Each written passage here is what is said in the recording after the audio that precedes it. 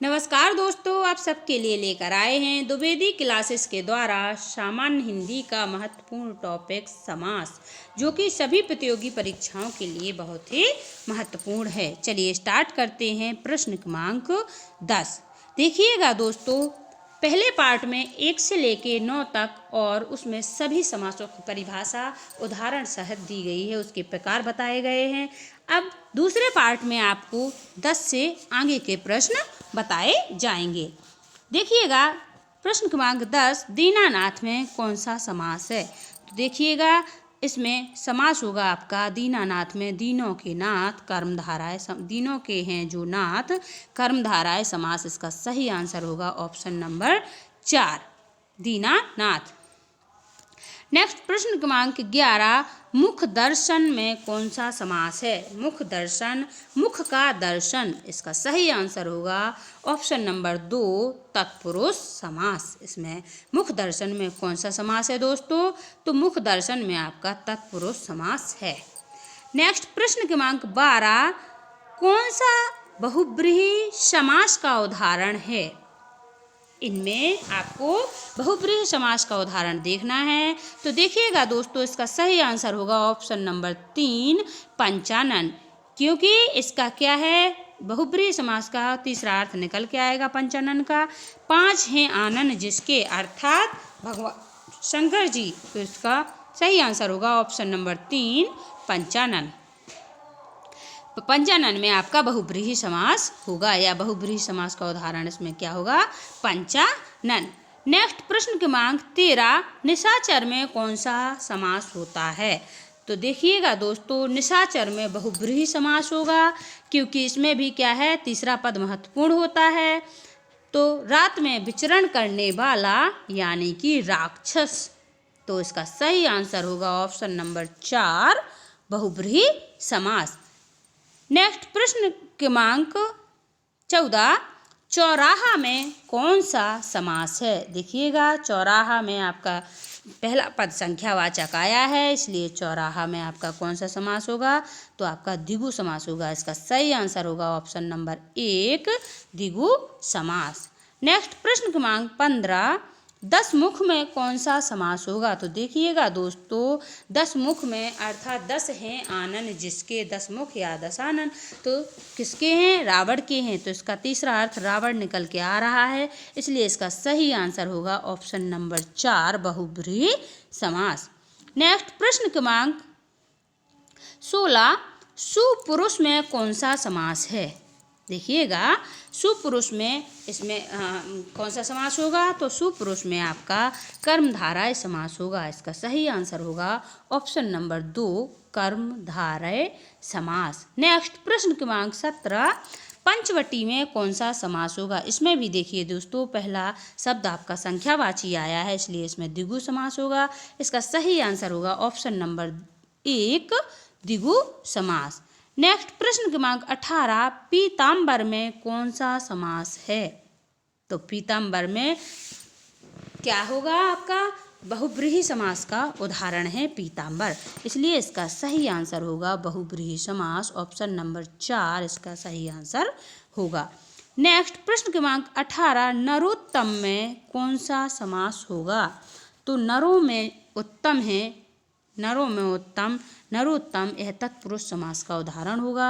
इसका सही आंसर होगा ऑप्शन नंबर 3 तत्पुरुष समास। नेक्स्ट प्रश्न क्रमांक 20, वनवास में कौन सा समास है? वनवास में वन में वास करना, वनवास वन में वास करना, तो इसमें हो जाएगा आपका अधिकरण तत्पुरुष, यानी इसका सही आंसर होगा ऑप्शन नंबर 3 तत्पुरुष समास। नेक्स्ट प्रश्न क्रमांक 21, भाई बहन में कौन सा समास है? तो देखिए, यह एक दूसरे के दोनों पद प्रधान हैं, इसलिए इसमें द्वंद्व समास होगा, जो कि इसमें दिया नहीं है, इसलिए इसका सही आंसर होगा द्वंद्व समास।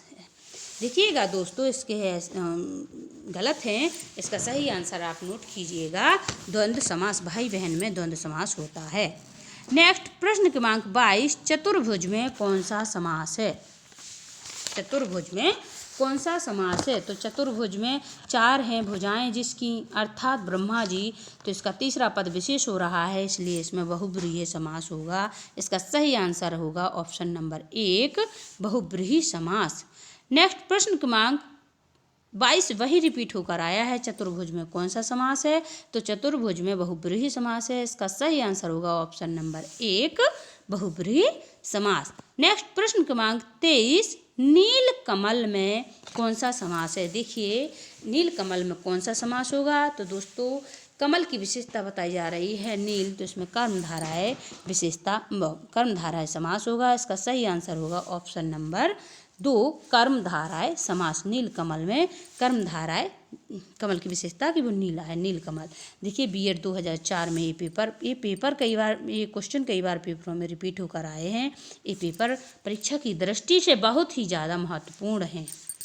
नेक्स्ट प्रश्न क्रमांक 24 साग पात में कौन सा समास होगा? तो साग पात में कौन सा समास होगा दोस्तों?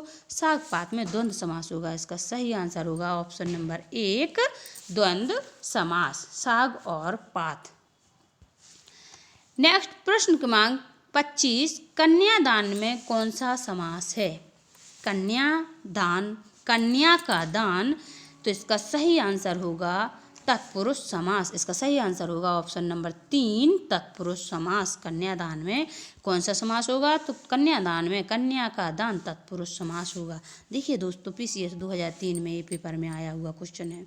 नेक्स्ट प्रश्न क्रमांक 26 विद्यार्थी में कौन सा समास है? विद्यार्थी में विद्या ग्रहण करने से है इसमें, तो इसमें क्या हो जाएगा? विद्यार्थी में भी आपका तत्पुरुष समास होगा। इसका सही आंसर है ऑप्शन नंबर 3 तत्पुरुष समास। देखिए ये प्रश्न कितनी बार पेपरों में आए हुए हैं। नेक्स्ट प्रश्न क्रमांक 27 नवग्रह में कौन सा समास है? देखिए फिर यहाँ संख्यावाची शब्द आया है। नवग्रह में तो कौन सा समास होगा? आपका द्विगु समास होगा। इसका सही आंसर होगा ऑप्शन नंबर 1 द्विगु समास। नेक्स्ट प्रश्न क्रमांक 28 गौशाला में कौन सा समास है? तो गाय के लिए शाला, इसमें कारक चिन्ह आपको मिल रहा है, तो इसमें तत्पुरुष समास होगा। इसका सही आंसर है ऑप्शन नंबर 3 तत्पुरुष समास। नेक्स्ट प्रश्न क्रमांक 29 परमेश्वर में कौन सा समास है? परम है जो ईश्वर, परमेश्वर यानी कौन सा समास है? कर्मधारय समास है। ईश्वर कैसे हैं? परम है जो ईश्वर, तो इसमें कर्मधारय समास होगी। इसमें विशेषण विशेष है, इसलिए इसमें कर्मधारय समास होगा। इसका सही आंसर होगा ऑप्शन नंबर 2 कर्मधारय समास। नेक्स्ट प्रश्न क्रमांक 30 देश प्रेम में कौन सा समास है? देश प्रेम में देश के लिए प्रेम, तो इसका भी दोस्तों तत्पुरुष समास का एक उदाहरण है देश प्रेम। इसका भी सही आंसर होगा ऑप्शन नंबर 3 तत्पुरुष समास। नेक्स्ट प्रश्न क्रमांक 31 लंबोदर में कौन सा समास होगा? लंबोदय, लंबा है उदय जिसका, अर्थात भगवान गणेश जी, तो इसका सही आंसर होगा ऑप्शन नंबर 1 बहुब्रीहि समास।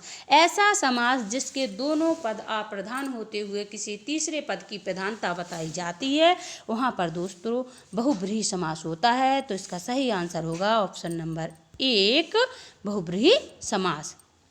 नेक्स्ट प्रश्न क्रमांक 32 पाप और पुण्य में कौन सा समास है? देखिए पाप और पुण्य, तो आपका ये क्या हो जाएगा? आपका ये द्वंद्व समास हो जाएगा। इसका सही आंसर होगा ऑप्शन नंबर 2 द्वंद्व समास। नेक्स्ट प्रश्न क्रमांक 33 यथाशक्ति में कौन सा समास है? देखिएगा यथा आपका उपसर्ग लगा हुआ है, और जिसमें उपसर्ग या अव्यय लगा हो, ऐसा समास जिसका पहला पद अव्यय या उपसर्ग हो, उसको हम अव्ययी भाव समास कहते हैं। इसका सही आंसर होगा ऑप्शन नंबर 4 अव्ययी भाव समास। देखिएगा दोस्तों बैंक की परीक्षा 2002 में ये आया हुआ प्रश्न है, तो इसका सही आंसर क्या होगा? अव्ययी भाव समास। नेक्स्ट प्रश्न क्रमांक 34 आजन्म में कौन सा समास है? आजन्म में कौन सा समास है? तो देखिए आजन्म में भी उपसर्ग आ लगा हुआ है, इसलिए यह भी उपसर्ग लगा है, तो कौन सा होगा? अव्ययी भाव समास होगा। इसका भी आंसर क्या होगा? 4। इसका सही आंसर होगा ऑप्शन नंबर 4 अव्ययी भाव समास। नेक्स्ट प्रश्न क्रमांक 35 युधिष्ठिर में कौन सा समास है? तो युद्ध में स्थिर रहने वाला अर्थात युधिष्ठिर, तो इसमें कौन सा होगा? इसमें बहुब्रीहि समास होगा। दोस्तों इसका सही आंसर होगा ऑप्शन नंबर 1 बहुब्रीहि समास। देखिए प्रवक्ता भर्ती 2006 में ये प्रश्न आया हुआ है। नेक्स्ट प्रश्न क्रमांक 35, गगनचुंबी में कौन सा समास है? गगनचुंबी में गगन को चूमने वाला, तो इसमें भी दोस्तों तत्पुरुष समास होगा। इसका सही आंसर होगा ऑप्शन नंबर 3 तत्पुरुष समास। नेक्स्ट प्रश्न क्रमांक 36, धक्का मुक्की में कौन सा समास है? तो धक्का और मुक्की और लगा है बीच में, तो कौन सा हो जाएगा? यह भी आपका द्वंद्व समास होगा, इसलिए इसका सही आंसर होगा ऑप्शन नंबर 2 द्वंद्व समास। नेक्स्ट प्रश्न क्रमांक 36, त्रिफला में कौन सा समास है? देखिए यहाँ भी संख्यावाची शब्द है, इसलिए इसमें भी द्विगु समास होगा। इसका सही आंसर होगा ऑप्शन नंबर 1 द्विगु समास। नेक्स्ट प्रश्न क्रमांक 37, तन मन धन में कौन सा समास है? तो तन मन और धन, इसमें भी आपका द्वंद्व समास होगा। जिसमें भी जो योजक चिन्ह लगे होंगे उसमें अपन को समझ में आ जाएगा कि कौन सा समास है, द्वंद्व समास है, इसलिए इसका सही आंसर होगा ऑप्शन नंबर 2 द्वंद्व समास। नेक्स्ट प्रश्न क्रमांक 38, चक्रपाणि, चक्र है पानी में जिसके, अर्थात कौन हो जाएंगे? भगवान कृष्ण जी, कृष्ण। तो इसका सही आंसर होगा ऑप्शन नंबर 1 बहुब्रीहि समास। नेक्स्ट प्रश्न क्रमांक 39, पाप और पुण्य में कौन सा समास है? तो पाप और पुण्य में आपका कौन सा समास होगा दोस्तों? द्वंद्व समास। इसका सही आंसर है ऑप्शन नंबर 2 द्वंद्व समास। नेक्स्ट प्रश्न क्रमांक 40, पंचवटी में कौन सा समास है? देखिएगा दोस्तों, पहला उसमें संख्यावाची आया है, तो पंचवटी में कौन सा होगा? द्विगु समास। इसका सही आंसर होगा ऑप्शन नंबर 1 द्विगु समास। नेक्स्ट प्रश्न क्रमांक 40, मृग नयनी में कौन सा समास होगा? देखिए नयन किसके समान है? मृग के समान, तो इसमें विशेषण विशेष, तो कौन सा समास होगा? कर्मधारय समास। इसका सही आंसर होगा ऑप्शन नंबर 2 कर्मधारय समास। नेक्स्ट प्रश्न क्रमांक 40 फिर से वही आया कि मृग नयनी में समास कौन सा है? तो इसमें भी दोस्तों कर्मधारय समास है। ठीक है, इसका सही आंसर होगा ऑप्शन नंबर 2 कर्मधारय समास। नेक्स्ट प्रश्न क्रमांक 41, निम्नलिखित में से एक शब्द में द्विगु समास है, शब्द का चयन कीजिए। द्विगु समास कहाँ होता है दोस्तों? जहाँ संख्यावाची शब्द हो। तो सप्ताह में आपका संख्यावाची शब्द दिया हुआ है, इसलिए इसका सही आंसर होगा ऑप्शन नंबर 3 सप्ताह, इसका सही आंसर होगा। नेक्स्ट प्रश्न क्रमांक 42, किस समास के दोनों शब्दों का समानाधिकरण होने पर कर्मधारय समास होता है? तो किसका होता है? तत्पुरुष समास के शब्दों का समानाधिकरण होने पर कर्मधारय होता है, तो इसका सही आंसर होगा ऑप्शन नंबर 1 तत्पुरुष समास। नेक्स्ट प्रश्न क्रमांक 43, किसमें सही सामासिक पद है? किसमें है सही सामासिक पद? तो दोस्तों दिवारात्रि में सही सामासिक पद है, इसका सही आंसर होगा ऑप्शन नंबर 2 दिवारात्रि। नेक्स्ट प्रश्न क्रमांक 44, अव्ययीभाव समास का एक उदाहरण यथाशक्ति है। यथाशक्ति का सही विग्रह क्या है? तो यथाशक्ति का सही विग्रह होगा शक्ति के अनुसार। इसका सही आंसर होगा ऑप्शन नंबर 3 शक्ति के अनुसार। नेक्स्ट प्रश्न क्रमांक 45, इनमें से द्वंद्व समास का उदाहरण क्या है? तो द्वंद्व समास का मैंने बताया था, दोनों पद प्रतिद्वंदी होते हैं और योजक चिन्ह लगा होता है, तो इसका सही आंसर होगा ऑप्शन नंबर 4 रुपया पैसा। नेक्स्ट प्रश्न क्रमांक 46, द्विगु समास का उदाहरण है। द्विगु समास का उदाहरण क्या होता है? जिसका पहला पद संख्यावाची हो वह द्विगु समास का उदाहरण होगा। इसमें दो समास आपको दिए हुए हैं संख्यावाची, एक तो चौराहा, एक त्रिभुवन, इसमें मिसप्रिंट हो गया है, दोनों हैं, तो ये दोनों ही द्विगु समास के उदाहरण आपके होंगे। किसके होंगे? द्विगु समास के दोनों उदाहरण हो जाएंगे, चौराहा और त्रिभुवन। त्रिभुवन और चौराहा दोनों द्विगु समास के आपके उदाहरण हैं।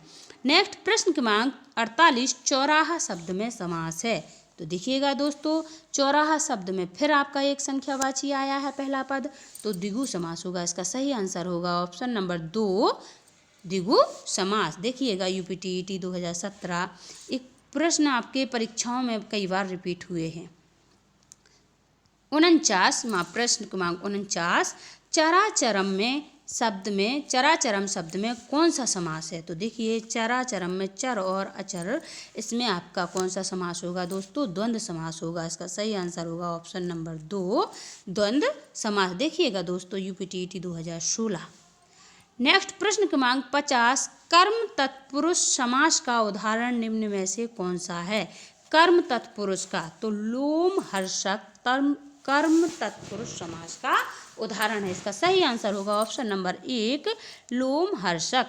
नेक्स्ट प्रश्न क्रमांक 51, अनुरूप समस्त पद में कौन सा समास है? अनुरूप समस्त पद में, तो देखिए इसमें अनु उपसर्ग लगा होने के कारण इसमें कौन सा समास होगा दोस्तों? इसमें अव्ययीभाव समास होगा। इसका सही आंसर होगा ऑप्शन नंबर 1 अव्ययीभाव समास। क्यों है अनुरूप में अव्ययीभाव समास? क्योंकि इसमें अनु नामक उपसर्ग लगा है। नेक्स्ट प्रश्न क्रमांक देखिए यह यूपीटीईटी 2015 में आया है। नेक्स्ट प्रश्न क्रमांक 52, यथाशक्ति में कौन सा समास है? तो देखिएगा इसमें पहला शब्द क्या है? उपसर्ग है यथा, तो यथाशक्ति में क्या हो जाएगा आपका?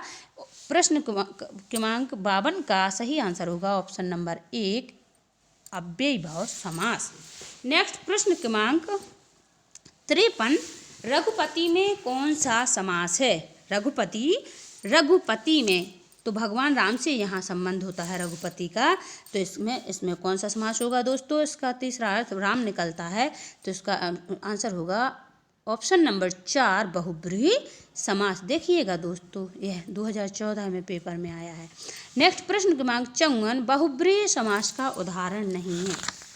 बहुब्रीहि समास का उदाहरण नहीं है, तो यहाँ पर पंसेरी, कुसुमायुध और दीर्घबाहु यह सब आपके बहुब्रीहि समास के उदाहरण हैं।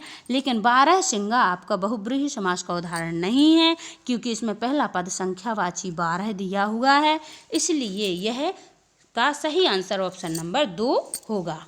नेक्स्ट प्रश्न क्रमांक 55, ऋण मुक्त समस्त पद का विग्रह है, तो क्या हो जाएगा? ऋण से मुक्त। इसका सही आंसर होगा ऑप्शन नंबर 4 ऋण मुक्त, ऋण से मुक्त। देखिए 2014 में आया हुआ यह प्रश्न है। ठीक, नेक्स्ट प्रश्न क्रमांक 56, स्त्री पुरुष में प्रयुक्त समास कौन सा है? स्त्री और पुरुष दोनों पद बराबर हैं, द्वंद्व समास होगा। इसका सही आंसर होगा ऑप्शन नंबर 2 द्वंद्व समास। नेक्स्ट प्रश्न क्रमांक 57, निर्विवाद में कौन सा समास है? निर्विवाद में ऐसा व्यक्ति जिसका किसी से कोई विवाद ही नहीं हुआ है वह निर्विवाद है, तो इसमें निर उपसर्ग लगा होने के कारण यह अव्ययीभाव समास होगा दोस्तों। इसका सही आंसर होगा ऑप्शन नंबर 1 अव्ययीभाव समास। देखिएगा यह 2013 यूपीटीईटी में आया हुआ प्रश्न है। नेक्स्ट प्रश्न क्रमांक 58, द्विगु समास का उदाहरण है। द्विगु समास मैंने आपको बताया था, जिसका पहला पद संख्यावाची हो वह द्विगु समास होता है। तो नवग्रह में पहला पद संख्यावाची नव, इसलिए इसका सही आंसर होगा ऑप्शन नंबर 2 नवग्रह। देखिएगा यह पेपर कितनी बार आए हैं। नेक्स्ट प्रश्न क्रमांक 59, निम्न में से तत्पुरुष समास का उदाहरण है। तत्पुरुष समास का उदाहरण कौन सा है? तो तत्पुरुष समास का उदाहरण दोस्तों धनंजय, धन की जय। इसका सही आंसर होगा ऑप्शन नंबर 2 धनंजय। नेक्स्ट प्रश्न क्रमांक 60, जब किसी समास में दोनों शब्द प्रधान हों तो उसको क्या कहते हैं? जिस समास में दोनों पद प्रधान होते हैं उसको हम द्वंद्व समास कहते हैं। इसका सही आंसर होगा ऑप्शन नंबर 1 द्वंद्व समास।